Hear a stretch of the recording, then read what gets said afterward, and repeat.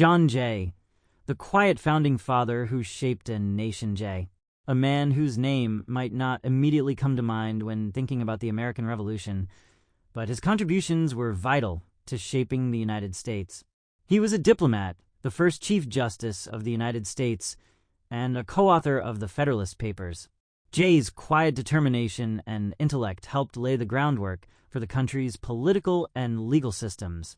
From negotiating treaties to establishing justice, John Jay played an indispensable role in America's early years. Let's explore the fascinating life and legacy of John Jay. The early life of John Jay. John Jay was born on December 12, 1745, in New York City.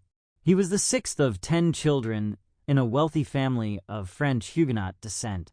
His father, Peter Jay, was a successful merchant, and his mother, Mary Van Cortlandt, came from a prominent family. Jay grew up in a privileged environment, but his life was not without challenges. When he was just 3 months old, his family fled New York City to escape a smallpox epidemic. 2 of his siblings were left permanently blind by the disease, a tragedy that deeply affected the family. Jay was a bright and studious child. He attended King's College, where he excelled academically and graduated in 1764. He later pursued a career in law, studying under Benjamin Kissam, one of the leading lawyers of the time. John Jay as an adult. Diplomat, politician, and jurist. As tensions grew between the American colonies and Britain, John Jay emerged as a key figure in the fight for independence. In 1774, he was chosen as a delegate to the First Continental Congress, where he drafted the address to the people of Great Britain, a document that articulated the colony's grievances. Jay's diplomatic skills were soon recognized, and he was sent to Spain and later France to secure support for the American Revolution. He played a pivotal role in negotiating the Treaty of Paris in 1783, which officially ended the Revolutionary War and secured America's independence.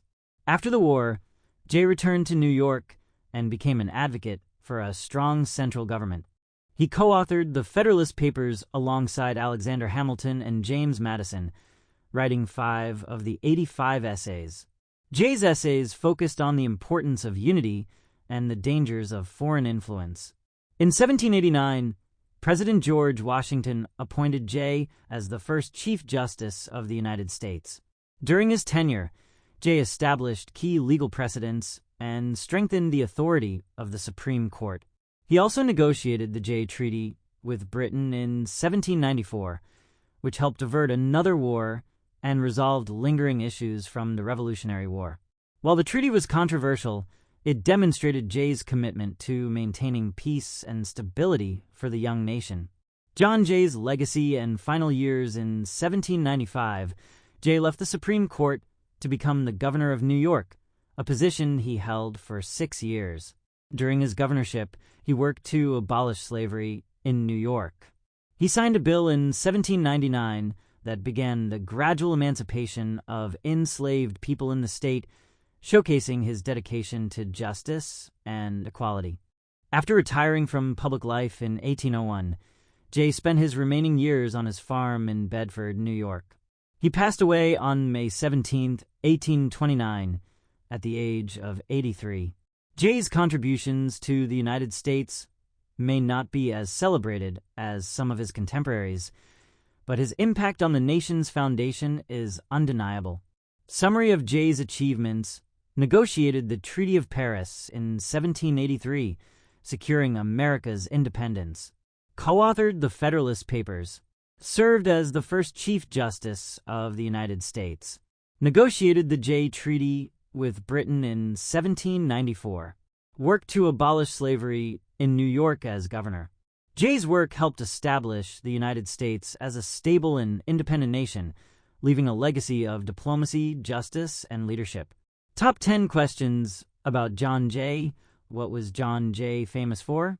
John Jay was famous for being the first Chief Justice of the United States, co-authoring the Federalist Papers, and negotiating the Treaty of Paris.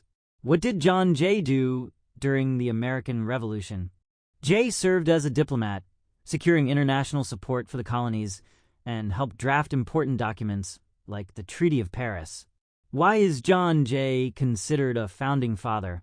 Jay is considered a founding father because of his role in shaping the U.S. Constitution, his contributions to the Federalist Papers, and his work in building the nation's legal and political systems. What was the Jay Treaty? The Jay Treaty was a 1794 agreement between the U.S. and Britain that resolved post-Revolutionary War disputes and averted further conflict. Did John Jay support slavery? No, John Jay was an abolitionist. As governor of New York, he signed a bill in 1799 that began the gradual emancipation of enslaved people in the state. What role did John Jay play in the Supreme Court? As the first Chief Justice, Jay established the authority of the Supreme Court and set important legal precedents. Where was John Jay born? Jay was born in New York City on December 12, 1745. What is John Jay's connection to the Federalist Papers? Jay co-authored 5 of the 85 essays in the Federalist Papers, focusing on the importance of a unified government. What was John Jay's role in the abolition of slavery?